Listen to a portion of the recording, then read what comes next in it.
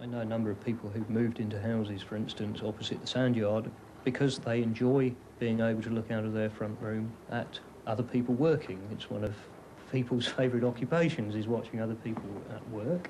And no better example of hard work exists than the Harry Brown, a 700-ton suction dredger bearing the name of an old established Bristol maritime family and built in the City Dock in 1962. About half the cost of dock maintenance is met by sand dredgers like the Harry Brown. Her skipper is Mervyn Hardwich. She's purpose-built ship as a sand dredger, and she's a really good one. I mean, the fact that she just keeps going day in and day out proves it. Of course, she's getting old now. I mean, things are starting to go wrong now, but after 27 years, they're entitled to. I remember all the boats that used to come in, the different boats. You felt as though it was living, and it was a good thing.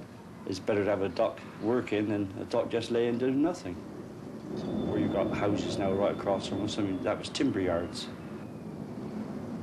So you can't go back, can you? You just got to make sure you get it right first time.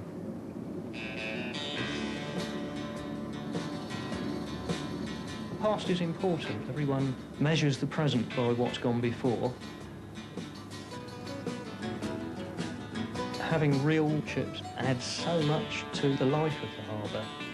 Gives the tired executive peering out of his office window or his yuppie flat window something to relieve his stress with by seeing these things. The Harry Brown is a marvellous ship. She's very well liked by everyone who sees her, except possibly the motorists who get held up on their way to work in the morning as the bridge swings to let her out. A process that takes all of 3 minutes. When you're driving along, you get held up, you say, oh, bloody hell. Bridge again, etc. Yeah. I think they only know the name of the Harry Brown. We've been here so long, because if we get held up by the bridge, they say, that's your blinking ship again. And we've never been nowhere near there quite often, like, you know. It's, I think the Brown is well known in Bristol. And I've always said it's always friendly. Psychologically, it's very comforting to know that the installations we are operating and maintaining are being used for their rightful purpose. I mean, I've witnessed the sort of rundown of the old commercial operation, and that was very sad in a way, but one felt that that was inevitable. Really, it's been delightful to sort of witness a rebirth of the place, yet with some commercial backing to it. Most of them was coasters that came around here. You had the Scotch boats, the Dan boats, the Stroom boats used to bring in temp timber, Bristol Steam Navigation, I mean, with the general cargo. Then you had the wine boats, that was the sherries, etc. Yeah, no, they all had their regular runs, you could say, which day they were coming virtually and which day they were going on. It wasn't like it is now, you can come up there all on your lonesome. We had tugs with maybe 3 or 4 barges going both ways, and all the shipping going both ways. You had to really be on the ball in those days.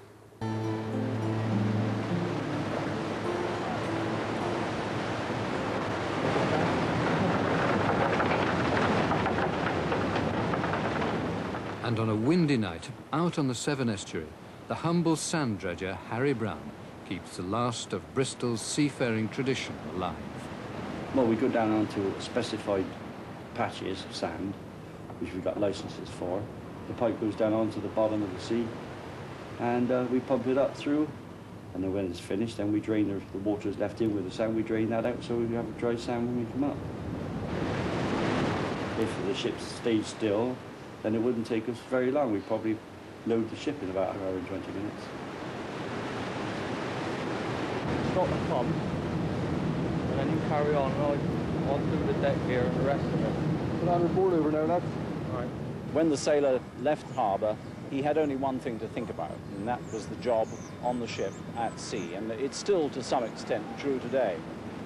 And I think that generated a sort of intensity of feeling in people who plied their trade at sea, which spills over into the general consciousness of maritime affairs.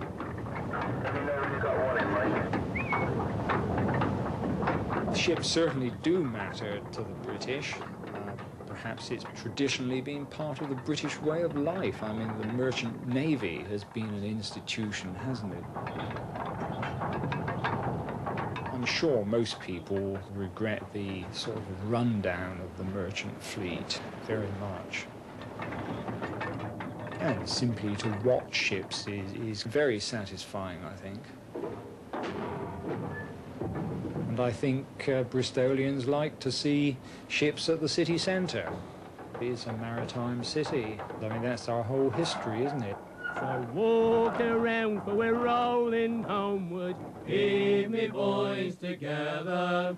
The old bully ship is a lying windward. Hear me boys away. Oh, we're taut and trim and the winds are blowing. Snog up aloft and the ships are going. Ever or we're stranded and the old ships are rolling home. Well, the Bristol Channel's got a very big tide race because it's the second highest rise and fall in the world. It can rise and fall as much as 40 feet, which a lot of people don't know. Now, the tide's got to run fast accordingly, and the average run of the tide is about 5 knots, and in some places 8 knots. When we come up the river on a spring tide, we can't stop. I mean, it's not a case of saying, oh, woo, woo, you're just committed once you enter the river, and that's it, you've got to keep going. Otherwise you can't steer, and then the ship starts to swing to the tide then.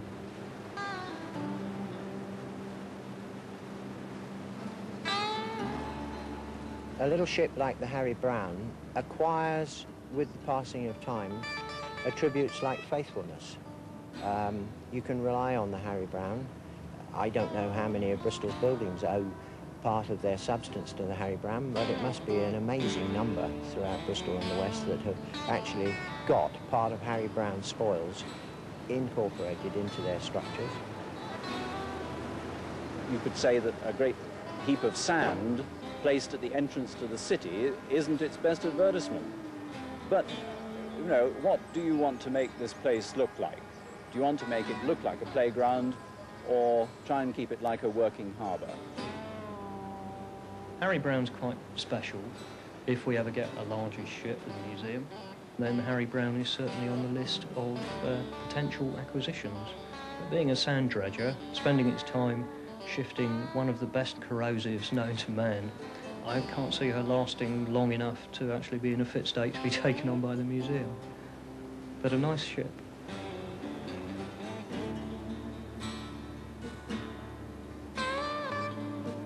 How long's a piece of string?